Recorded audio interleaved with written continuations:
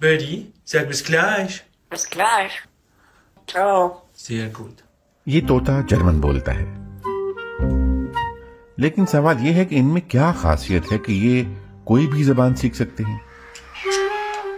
علم الاعضاء میں اس کا جواب کافی آسان ہے۔ پرندوں کے گلے میں ایک خاص صوتی باکس ہوتا ہے جو انہیں آواز پیدا کرنے کے قابل بناتا ہے۔ اسے سائرنکس کہا جاتا ہے اور یہ انسانوں کے مقابلے میں اس پرندے کی سانس کی نالی میں کچھ گہرائی میں واقع ہوتا ہے، اس جگہ جہاں سانس کی نالی پھیپھڑوں سے ملتی ہے۔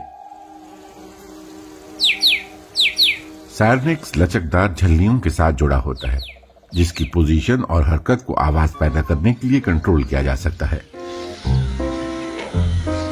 طوطے کی زبان غیر معمولی طور پر بڑی اور پٹھوں والی ہوتی ہے، اس لیے وہ آوازوں کی ایک بہت بڑی رینج پیدا کرنے کے لیے اپنی آواز کو تبدیل کر سکتے ہیں۔ اناٹمی یا علم الاعضاء تو ایک پہلو ہے، لیکن طوطا ایک انتہائی ہوشیار پرندہ بھی ہے۔ اس کا شمار ذہین ترین جانوروں میں ہوتا ہے۔ جنگلی علاقوں میں یہ پرندے اکثر بڑے جھنڈ میں رہتے ہیں۔ ایک خاص آواز کی وجہ سے یہ اپنے بچوں یا ساتھیوں کو آسانی سے تلاش کر سکتے ہیں۔ اپنی بقا کے لیے طوطے اپنے ساتھیوں اور بھیڑ میں موجود پرندوں کی مختلف آوازوں کی نقل بھی کرتے ہیں۔ طوطے سیکھ سکتے ہیں کہ بہت سی دوسری آوازوں اور آوازوں کے سلسلے کی نقل کیسے کی جائے، اسی طرح وہ متعدد زبانیں بھی سیکھ سکتے ہیں۔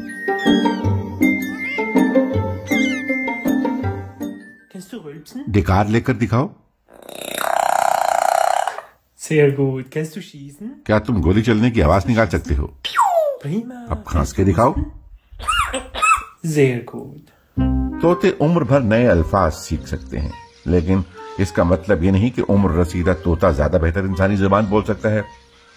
افریقی سرمئی طوطے انسانی زبانیں بولنے کے حوالے سے زیادہ مقبول ہیں۔ اس نسل کے بچے بھی انسانی آواز نکال سکتے ہیں۔ Sehr gut.